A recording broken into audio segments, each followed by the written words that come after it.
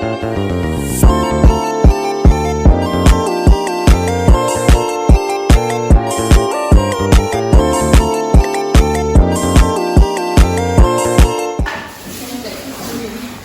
pagi anak-anak.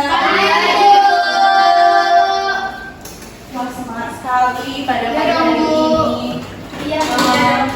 Baik, mungkin kita langsung saja untuk mempersingkat waktu pada pembelajaran kita pada pagi hari ini. Nah, mungkin dari pertemuan sebelumnya anak-anak sudah mengetahui nggak kita belajar apa pada pagi hari ini? Benar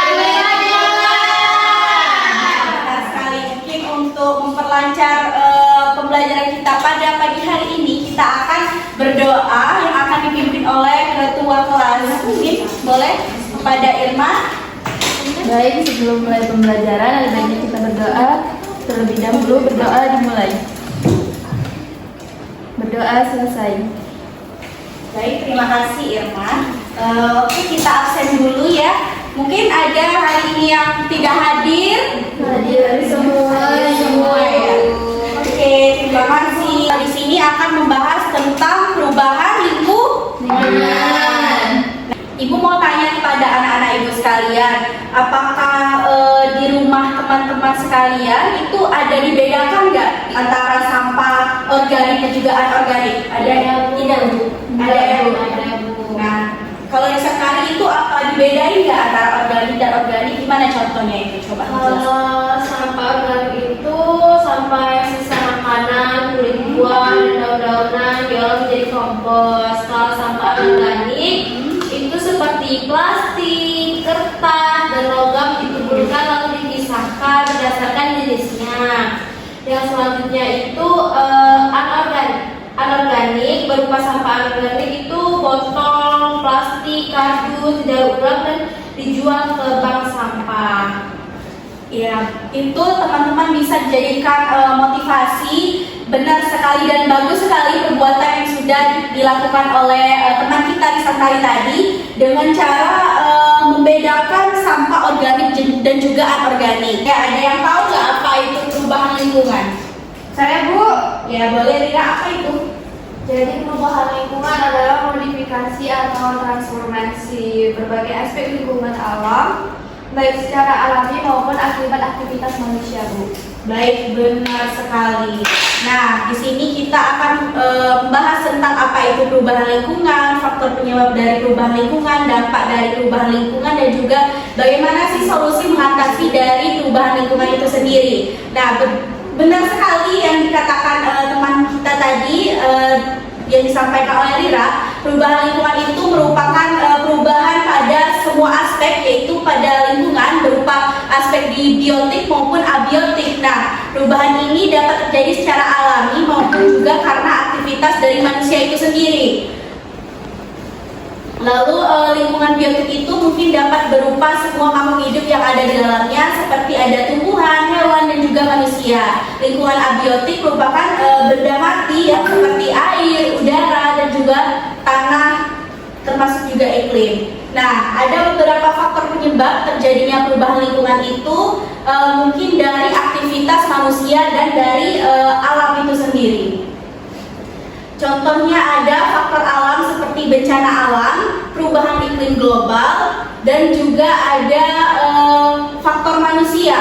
Nah, mungkin yang sering sekali kita lihat pada faktor penyebab dari perubahan lingkungan itu, seperti contoh faktor penyebab alam itu ada bencana alam itu gunung meletus, tsunami, gempa bumi, dan juga lain sebagainya. Kalau misal perubahan iklim global itu seperti pemanasan global, pendinginan global, dan juga perubahan pola dari cuaca.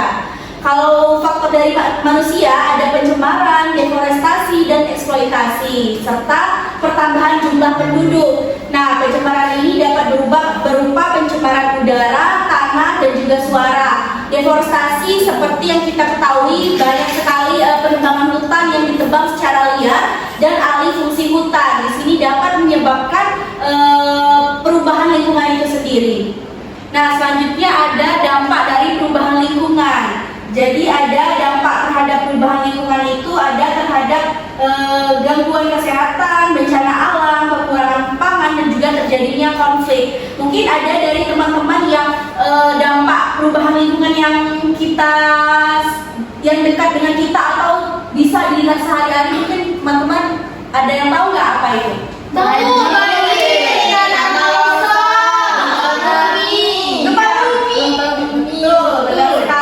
Pintar sekali anak-anak ibu ya.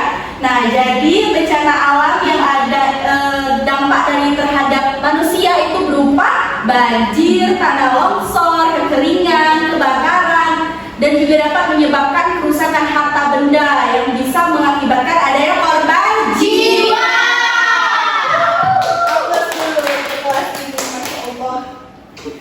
Lalu dampak dari perubahan lingkungan itu terhadap manusia juga ada kekurangan pangan. Nah, perubahan iklim ini dapat menyebabkan gagal panen dan kekurangan pangan. Misalnya pada pertanian. Nah, itu kalau misal perubahan iklim itu dapat menyebabkan orang yang akan panen itu jadi tertunda, atau masa panen misalnya kita ambil orang menanam padi itu akan terhambat atau menjadi rusak. Selanjutnya itu dapat menimbulkan konflik seperti kekurangan sumber daya dan juga dapat menyebabkan konflik antar kelompok masyarakat itu sendiri. Selanjutnya itu ada kerusakan terhadap ekosistem. Nah, pencemaran dan juga eksploitasi ini yang berlebihan dapat menyebabkan kerusakan ekosistem seperti hilangnya habitat asli, kepunahan dari spesies, dan juga perubahan dari rantai makanan.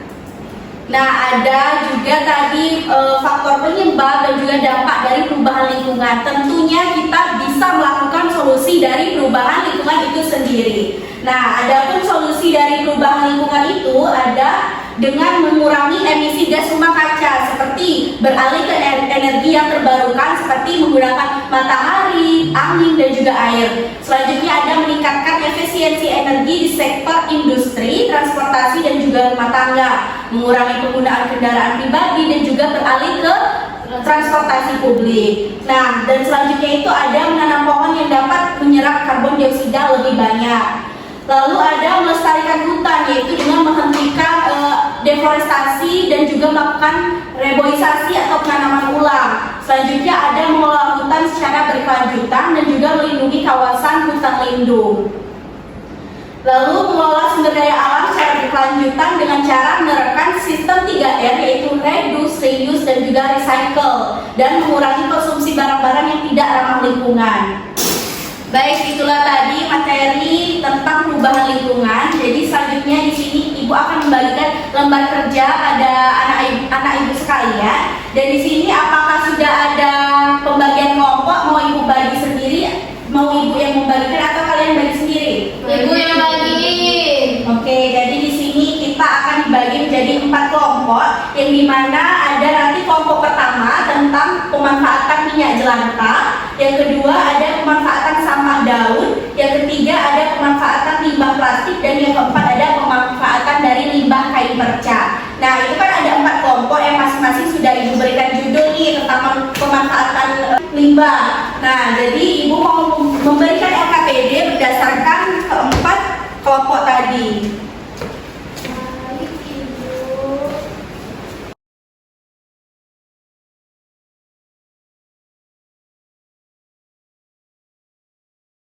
Baik, untuk mempermudah anak-anak ibu dalam mengerjakan LKPD, di sini ada di bagian scan barcode di bagian atas.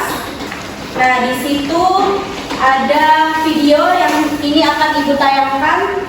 Mohon perhatiannya pada anak ibu sekalian.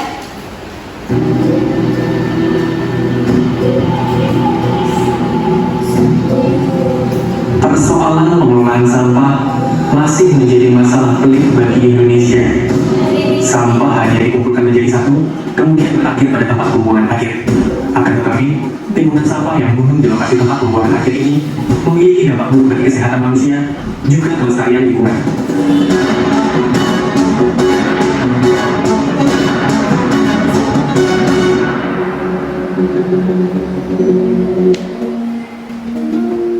Indonesia merupakan negara terbesar keempat dengan jumlah populasi mencapai 273.523.615 jiwa. Luas wilayah Indonesia adalah 1.811.570 km persegi, sehingga jika dihitung, setiap 1 km persegi diisi oleh 151 penduduk. Hal ini juga sejalan dengan jumlah sampah yang dihasilkan. Jadi kan di situ tadi di video ditayangkan sistem terakhir pengelolaan sampah yang ada di Indonesia ini, tentu sampah itu menjadi tertumpuk dan juga menimbulkan dampak negatif untuk orang-orang yang ada di sekitarnya. Nah, berdasarkan LKPD yang sudah Ibu berikan tadi, nah di situ di bagian A itu setelah teman-teman menonton video yang di atas tadi, bagaimana sih cara mencegah dan juga cara mengatasi dari permasalahan yang ada di dalam video. Selanjutnya yang bagian B ini, bagaimana cara teman-teman mengatasi sampah yang ada di sekitar sekolah dan juga di lingkungan kalian. Lalu nanti di bagian C di lembar selanjutnya itu pendataan untuk mengetahui jenis-jenis kategori limbah yang ada di sekitar sekolah dan juga rumah, dan tentukan apakah sampah itu termasuk kesampahan organik atau organik, dan juga apakah bisa sampah itu di recycle atau reduce, dan juga bisa dimanfaatkan kembali atau reuse. Nah, Ibu akan memberikan waktu kepada teman-teman sekalian sekitar 10 menit untuk mengerjakan LKPD dalam bentuk kelompok. Baik, sudah habis waktu pengerjaan LKPD-nya. Apakah sudah selesai anak-anak Ibu? Sudah, Bu. Baik, di sini kita akan mempresentasikan hasil kerja dari kelompok kalian tadi untuk pengerjaan LKPD. Nah, Ibu mau perwakilan kelompok akan mempresentasikan ke depan. Ayo, dari yang bagian AB, siapa yang mau jawab? Saya, Bu. Ya, Irma, boleh maju ke depan, Irma. Baik, saya perwakilan dari kelompok 1 akan mempresentasikan hasil diskusi kelompok kami, yaitu terkait dengan video yang telah ditampilkan tadi tentang permasalahan itu tumpukan sampah di lingkungan. Adapun untuk cara mencegah dan mengatasinya, yang pertama itu dengan cara reduce atau mengurangi penggunaan barang satu kali pakai, beli produk dengan kemasan minimal, kemudian memperbaiki barang yang rusak, menyumbangkan atau jual barang yang tidak terpakai. Kemudian cara kedua yaitu dengan cara reuse atau memanfaatkan kembali dengan menggunakan wadah atau kantong plastik, berikan barang bekas kepada orang lain. Kemudian cara ketiga yaitu dengan recycle atau mendaur ulang, yaitu memisahkan sampah organik dan non-organik, mengantarkan sampah anorganik ke bank sampah, mengubah barang bekas menjadi barang baru dan fungsional. Kemudian untuk yang bagian B yaitu cara mengatasi sampah yang ada di sekitar sekolah kita ataupun di lingkungan, itu dengan cara yang pertama itu edukasi dan kesadaran, dengan meningkatkan kesadaran tentang masalah sampah pada guru, siswa, staf sekolah dan masyarakat, kampanye anti sampah dan workshop dan pelatihan. Kemudian yang kedua itu pengelolaan sampah di sekolah dengan menyediakan tempat sampah yang memadai, mendorong pemijahan sampah organik dan anorganik, kemudian mendaur ulang ke bank sampah dan membuat kompos. Kemudian cara yang ketiga itu keterlibatan masyarakat dengan kerjasama dengan orang tua, mengadakan program bersih-bersih lingkungan, menggunakan media sosial untuk menyebarkan informasi tentang program pengerjaan sampah. Baik, sekian presentasi dari kelompok kami. Terima kasih. Sama-sama, terima kasih Kak Irma. Boleh kita beri aplaus dulu. Oke, untuk yang pertanyaan selanjutnya yang bagian C, dari kelompok mana yang mau presentasi? Oke, akan dipresentasikan oleh anak pada anak. Boleh maju ke depan. Baiklah, di sini kelompok kami sudah mendata limbah-limbah yang ada di sekitar kami. Untuk yang pertama itu sampah dapur, yaitu termasuk ke dalam sampah organik. Itu dapat dikurangi dan juga dimanfaatkan kembali. Contohnya itu sisa-sisa makanan. Yang kedua ada sampah plastik, yaitu termasuk ke dalam sampah anorganik, dapat didaur ulang dan dapat dikurangi. Contohnya itu botol dan juga kantong plastik. Yang ketiga ada sampah kertas, itu termasuk dalam sampah anorganik yang dapat didaur ulang, dikurangi dan juga dimanfaatkan kembali. Contohnya itu adalah kertas bekas. Yang keempat ada sampah logam, yaitu masuk dalam sampah anorganik yang dapat didaur ulang dan juga dikurangi. Contohnya itu kaleng. Lalu yang kelima ada sampah kaca, yaitu masuk ke dalam sampah anorganik yang dapat didaur ulang, dikurangi dan juga dikurangi. Contohnya itu botol dan piring kaca. Yang keenam ada sampah tekstil yang masuk dalam sampah anorganik yang dapat didaur ulang, dikurangi dan juga dimanfaatkan kembali. Contohnya itu adalah pakaian bekas. Lalu ada sampah elektronik yang masuk dalam sampah anorganik yang dapat didaur ulang, dikurangi. Contohnya itu kabel elektronik. Dan juga yang tadi ada sampah berbahaya yang masuk dalam sampah anorganik yang dapat dikurangi. Contohnya adalah obat-obatan yang sudah kadaluarsa. Oke, beri aplaus dulu untuk anak. Ya, sangat baik sekali pengerjaan LKPD dari anak-anak ibu sekalian. Mungkin di sini kita akan memberikan pengerjaan proyek untuk anak ibu sekalian. Mungkin karena waktu kita tidak cukup pada pagi hari ini, maka pengerjaan proyek akan dikerjakan di rumah teman-teman masing-masing dalam bentuk kelompok. Baik, di sini kan tadi sudah Ibu bagikan kelompok, jadi 4 kelompok, yaitu sudah Ibu juga sampaikan. Untuk kelompok 1 itu tentang pemanfaatan minyak jelantah, kelompok 2 tentang pemanfaatan sampah daun, kelompok 3 tentang pemanfaatan limbah plastik, dan kelompok 4 tentang pemanfaatan limbah kain perca. Nah, di sini kenapa Ibu bagikan berdasarkan judul itu? Karena teman-teman nanti pulang ke rumah akan membuat proyek dari pemanfaatan limbah yang sudah Ibu sebutkan tadi. Nah, kan tadi sudah Ibu beri waktu untuk kalian diskusi. Mungkin dari kelompok 1 ini mau buat pemanfaatan minyak jelantah jadi apa? Jadi sabun mandi cair, Bu. Kalau kelompok 2 dari sampah daun mau buat Dari untuk pupuk kampus. kelompok 3 limbah plastik. Kalau kami itu untuk media tanam, kalau enggak pot. Kalau kelompok 4 mau jadi apa? Mau jadi keset kaki, Bu. Oke, bagus sekali pemanfaatan yang sudah akan kalian buat. Di sini Ibu akan memberikan waktu selama 1 minggu sampai dengan minggu depan atau sampai dengan kita masuk berikutnya. Teman-teman sudah membawa produk yang sudah kalian sampaikan tadi. Tadi sudah ada kelompok 1 sabun mandi cair, ada kelompok 2 tentang pupuk kompos, dan juga kelompok 3 media tanam, serta kelompok 4 untuk membuat keset kaki.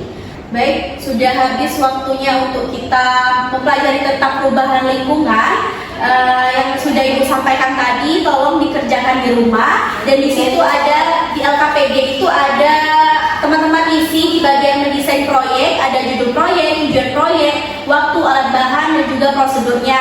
Dan juga di bagian terakhir itu ada menyusun jadwal dan tentang memonitoring proyek.